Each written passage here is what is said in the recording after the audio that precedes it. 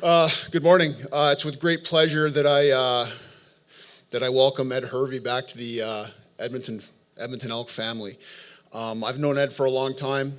There was obviously a rigorous interview process that's happened over the last couple of weeks, and what I can say to you is this: there was no doubt as to who the most qualified person was for this job. There was no doubt as to who had more experience or the greatest level of experience for this job. And there was no doubt as to the person who I felt was in the best position to lead this organization from a football standpoint forward. I'm going to tell you a little story about Ed that'll tell you pretty much the main reason that I feel he's a great fit for this team and for this community. Shortly after this team won the Grey Cup, I was working with minor football in the city, and we were trying to get something done for the kids of the community. We were trying to change 12-man football to 6-man football. And we were having a hard time getting community buy-in from some of the organizations, some of the pieces. And I called Ed and asked him whether he might lend his hand to something like this, because I thought his word would carry a lot of weight. Well, Ed's contribution to that work didn't involve just sitting in his office or sending an email.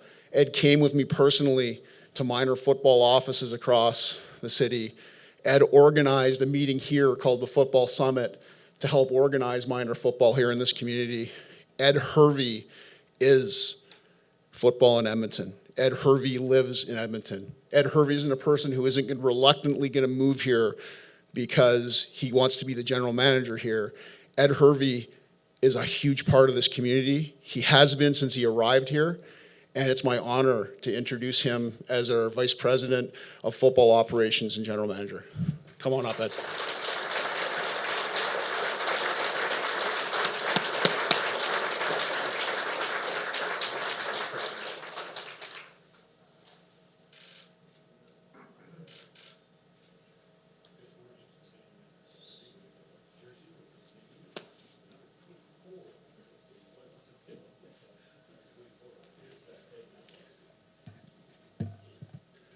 Thank you, Chris.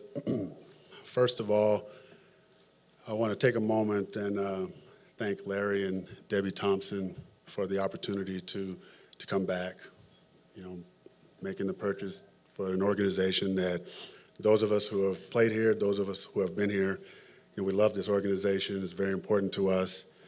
The successes of this organization that we've lived through and some of the downslope. I want to thank Rick Lawlisher, obviously, big part of the process, big mentor for me. I can't say enough great things about Rick. And again, bleeds green and gold when he was called upon to come to the organization in a time of need, and he was able to come, not only work as the CEO, but facilitate a sale to make sure that the Elks were viable in the CFL. To my good friend, Chris Morris, who we've battled on the field and, won championships together and spent more times in the corner of the locker room talking about solutions on how we ran out of time when we lost games. In doing the Football Alberta and the summit and all those different things, just sharing the passion for this community with someone that I know cares about it equally, if not more. I guess we will be competitive in that part, how much we really care about this place. Thank you for the opportunity. I also want to thank the Hamilton Tiger Cats, Scott Mitchell and Orlando Steinauer, for the opportunity to work there, for the opportunity to interview for this position, and for showing me how hard the bar is and where we have to achieve, and for being a first-class organization. To the many people here that I do know, this is take two. And for the many of people that I don't know, you're gonna realize I'm intense, I'm focused, I'm all about winning, I'm gonna do what it takes to win. I don't take junk, but I'll compromise and we'll make things happen. I do not like where the club sits in the CFL as far as the perception. I would equate it to laughingstock. And it is our responsibility to remove ourselves from that. And I can assure you, I am going to work tirelessly to make that happen with the staff that I bring in, with the coaching staff that comes in, and the players that play here. That's important. Understand that. I understand there's players in the room, and there's players that have played with me. Understand this, gentlemen. Whatever you went through, all those different things is done. The Edmonton Elks are under new management, okay? New business. I heard one of the star players in the league say, whatever you do, don't go to Edmonton. To the players out there, the water's warm. Come on in. We're going to change things around here. And if you don't fit in, there's 8 other teams, okay? 8 other teams. I'm looking forward to the opportunity to work here, looking forward to the opportunity to work with Chris. I'm excited about the opportunity, and I'm ready to go.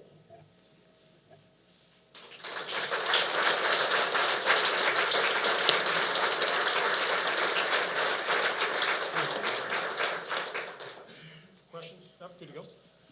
Hey, Ed, welcome back. When you think back to the Ed Hervey that first took the job and kind of your perceptions of what it was going to be like, what you knew and didn't know, and then think about yourself standing here today, how much have you learned, and how, in some ways will your approach be the same or different from lessons learned? Well, I think if I'm going to draw positives from when I left, I got a chance to work with Wally Buono, and that's experience you just don't get every day. Another positive was I got a chance to work with Rick Lawlisher, Scott Mitchell, Orlando, those guys. So if there was a positive for me during that time of being away, it was gaining that level of knowledge, gaining a different perspective, working in the CFL, and learning to do things differently. I'm much older now. I'm more mature. The ego is less. Yeah, I'm a bit fiery.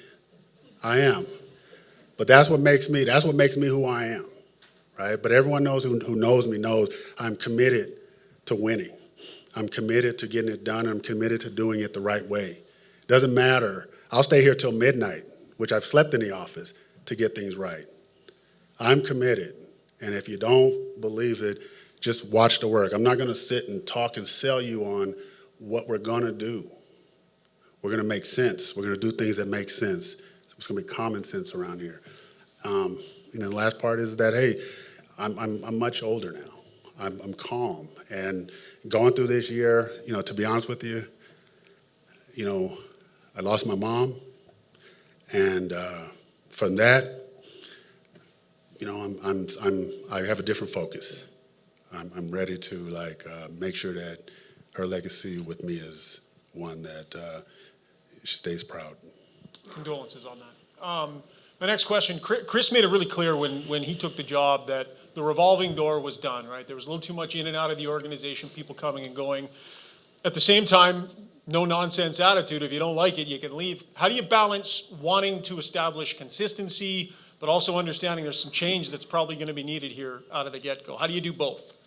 Well, here's the thing, right? We're looking for people that want to come in and compete, people that want to come in and do things right on and off the field. I could care less how great of a player you are if you're not great off the field. So sometimes you have to take a step back to take 2 steps forward, right? So if that means moving on from coaches, players, people who don't fit into the culture, that's the window. That's the window of opportunity to make the moves necessary to get us to where we want to go. I'm looking long-term vision, and there's going to be some short-term pain, and there's going to be some hard conversations to be had. But I didn't come here to win 6 games, 5 games. I didn't come here to lose 22 straight. I didn't come to do that. I came to surround ourselves with grown-ups that can coach, grown-ups that can do personnel, and grown players who understand what it is to win. If I were a player, I'd be pissed off. I'd be tired of getting kicked around. So when I have a chance to speak to the players, I'm going to talk to them. What do they want? What do they expect? Because if it's just about them, like I said, I'll send you where you need to go. I want the guys who are cut from the cloth of Chris Morris. Those are the guys you win with. And I assure you, we're going to make a concerted effort to do that. And for the players that are listening or that are going to read this or going to watch it on Twitter or whatever your choice of listening to this is, the message is clear. We're not what we were yesterday, okay? Hey, Ed. Yes. Welcome back. Thank you. What's your perception of Trey Ford and what needs to happen at the quarterback position here? I think Trey Ford is an electric and dynamic player. I don't know him personally. I'm looking forward to having a chance to speak with him. I'm looking forward to talking with him about his experience here and seeing where he sees his future. I want to talk to him about my vision, and we're going to have some opportunity to have some real talk and some serious talk. I believe that the quarterback position is extremely important to the football team. I want to get to know him, and if we can find common ground as to what that looks like, I'd love to give him every opportunity to compete, to be the starter here. But it takes two. And I understand that he's going into he's in his final year and stuff, and there's a lot of stuff that has happened around here that, you hear whispers of. I want him to tell me himself. But I think he's a dynamic player. Everyone knows when he's on the field, we're all scared to death of him when he's running, so we just want to hone his skills and get him to the point to where, he can be a dual threat weapon. And when you've heard either said to you or people around the league saying, don't go to Edmonton, are there things beyond the poor record in recent years, structurally, organizationally, that put that perception out there? I don't think we need to talk about that. I think it goes without saying. The reality. This is where I get myself in trouble. Okay, this is where I get myself in trouble. Here's the reality. We're not that anymore. Transparency. Come to my office. You're going to get the truth. Whether you like it or don't like it, we'll agree to disagree, but I'm not going to lie to you. I'm not going to lie to you. I'm going to tell you, where you are, what our evaluation is of you. You walk out pissy, okay. Better work hard on the field when you practice, as long as you put on our uniform. That's it with me. And if you still don't like it and you want to go, just come in and tap on my door and say, hey, I want to leave. I'm going to say home or somewhere else, because I'm going to send you home, because that's going to be the fastest way to get you out of here. Understand that. Ed, when you took over the first time, you made a priority in getting Mike Riley in as a quarterback. You have Trey Ford here. When you look at the roster, and I know you've obviously been around the league, what are the other areas you feel you need to strengthen to make your team competitive? Well, obviously, I would be giving away the secrets of what I plan to do, Jason. But I will say this: I think that it has a pretty good roster here. There's talent on this roster. I think, like every team, when you fall short of either making the playoffs or winning the Grey Cup, we all have to retool. And my staff and I, and when we get our head coach, we're going to discuss that, and we're going to look at what the roster has for us moving forward, where there's some advantages moving on from some people, and some players that we can bring in. We're going to do everything we can to put this roster in a position where it's competing not to make the playoffs. We're going to do our best to put ourselves in contention to win championships, and that's where we're at. You mentioned your coaching staff. That's obviously priority number one. You've hired coaches before. What have you learned from the previous time in hiring guys, and what are the keys that you need for your head coach and then his staff? Clearly, the head coach has to be someone that can connect with the players. He's got to be organized. He's got to be a grown-up. We're not going to have this, temper tantrum type coach running around. I'm not dealing with that. We're going to have a coach that's competent at what he's doing and that can organize his staff. The players are not going to go out there unsure of what they're doing. When they leave the meeting room and hit the practice field and go into games, I want to be certain that they're prepared for the game. We're not going to have these guys back there, with their hands up, trying to figure it out and pointing fingers, and every week there's an excuse as to why we didn't succeed. And watching the prep going into the week, you can see the failures happening. We're not going to have that kind of staff. We're going to hold ourselves accountable. Coaching staff's going to be held accountable. We're going to get this thing right, and we're going to try our best to find the most experienced group of coaches, whether that's internal or outside the building, to lead us. And I won't rest until I feel comfortable with the staff that's here. Ed, Jay Milne here from Edmonton Sports Talk. When Chris was hired, he had a timeline in place for the general manager, which has happened. Do you have a timeline in place as to when you will have the next head coach named? Absolutely, before next season.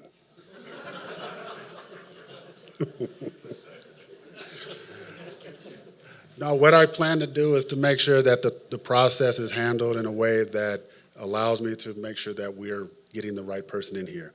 I'm going to stay away from the timeline, for now, but there's 24 hours in a day, so I plan to use them to get to know not only the head coaching candidates, but their list of assistants. It's going to be very thorough. So if it takes a little bit longer, I ask you to be patient with that process, because I've already gone through a process where you're looking around and you're wondering why certain guys are in the room. So we're not going to do that this time around. You've worked obviously with other organizations the last few years, but watching Edmonton from other organizations, this place where you spent your career, where you've worked before, was there a sense of disbelief when you saw a stadium with so many empty seats, a team with so many losses? What was your reaction just watching that from a distance? Well, the fans was probably the biggest thing for me, because I know there's people in the city that really care about this football team and are passionate about this organization. I know that. I live here. I hear it. I trust me, I know. But when I see empty seats, I see that more as a protest. Of get it right and we'll be back, not done forever. I believe that the stadium was full Labor Day rematch, or had a pretty good crowd. They're out there. I just want to give them the hope and the belief that we're going to do things the right way. I want the fans who are hesitant to come back to the stadium to trust what they're hearing. And the fans who know me and who've been around me and heard me talk, I shoot from the hip, but I'm not going to lie to you. And my intent is to do what is necessary to get us not just making playoffs. This is the Edmonton, almost slipped. This is this is the Edmonton Elks. We're a championship organization. When I walked into the building, the flagship franchise. We have the ability to bring that back. It's going to be work, but it's not going to just be Chris Morris, myself, staff, players. It's got to be the community. It's got to be everyone. We have to support. We have to believe in what we're doing here. And we're asking people, trust us. Come back to the stadium and give us time.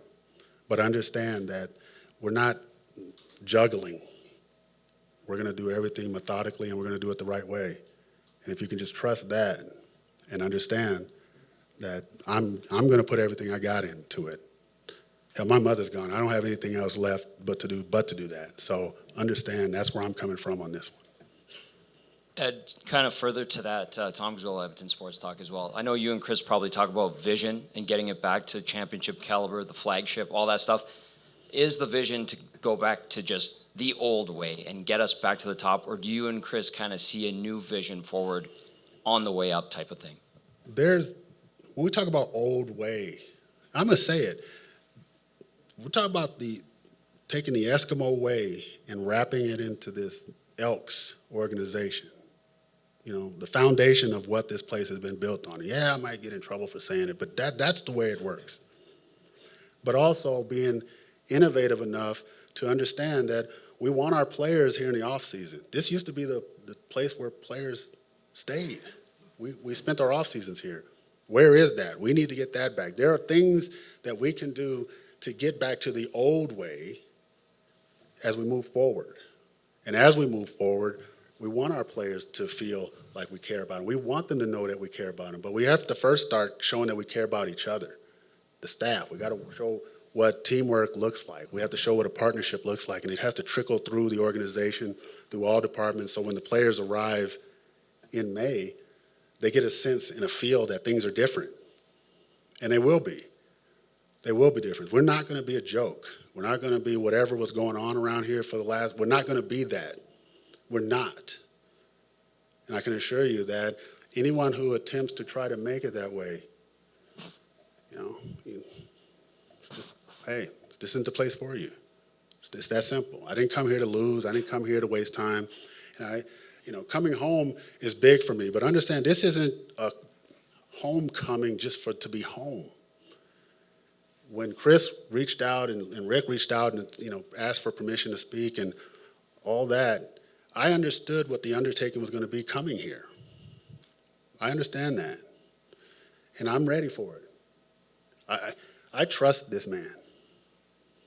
I trust him, and I'm going to work tirelessly and work side by side with him to ensure that everything in his vision, within our vision, and the vision of this community works. Because I want people to be proud of this place. I want to be proud of this place. I know you want to be proud of this place. And besides, I don't want my niece talking about, Dad, did you guys make the playoffs? No, I want that. I want to end that.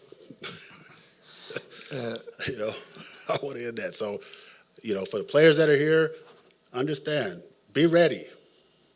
Okay, be ready. Don't come in camp out of shape. Don't come in camp. Be ready to go. I'll have a chance to meet with you and talk with you individually. For the players that know me, tell the players that don't what I'm about. They'll like me. Maybe. Next question. Ed, Kevin Carey, Sports 1440. You mentioned your mom here a couple times this morning already. Can you express what she's meant to you from a young kid coming out of Compton to the man that's standing here in front of us today? You're trying to get tears, aren't you? Let me say this. The most important person in all of my young life and adult life was my mother. I would go to Vegas. People say, oh, you get to go to Vegas. No. My mother's there. Any free time I had, take care of my mom. Any extra money, make sure she was okay. That was the whole focus. So really, I was one of those guys that didn't have to be motivated. You didn't have to tell me twice, all that stuff. You didn't have to do that for me as a player, as a worker, because I had a priority that was much greater than anything that I could do for myself. And to be there with her till the end, I just told her, yeah, I'm gonna make you proud. I wish you were here to see this. But it is what it is, right? So that's where my momentum, that's where my energy, that's where my passion, that's where my intent to get this thing right is all going into that. So buckle up. I'm ready to go. Chris, I just have one question for you, if you don't mind. I just wanted to ask you, how important was it for you to hire somebody who you felt comfortable with, who, obviously you have a prior relationship with Ed? Like, how big of a factor was that in your decision? Yeah, I'm just going to say this. Like, Ed said a lot of things today that I think are really, really profound. And we have a lot of good players here. And there's lots of teams all over the place that have lots of good players. Ed's talking about building a foundation of character and of hard work and of commitment to each other that allows great players to win championships. And that's what he understands. And it sounds harsh to everybody here, but the reality is, if you don't have that, if you don't have a foundation based on trust and respect and hard work and intent and a lack of even comprehension of anything else existing in your world, you're always going to be just okay. And my comfort level with bringing Ed Hervey in here is that he understands that as clearly as I do. We articulate it a little bit differently, but you can't build a championship team on a faulty foundation. And that's what he's talking about today, and that's why I'm so comfortable with him. Ed, if I can, asking this on behalf of 15 or 20 friends, just wondering if your philosophy on media access to the locker room, kind of where that sits, and if we can foresee any changes on that front at all during your tenure here. Understand this, gentlemen and ladies. That was a young player who, back then, we were a circle. You remember, you guys were in the locker room. You remember all the chaos that was going in. I had to clean that up. Did I go to the extreme? Yes. Yes, I did.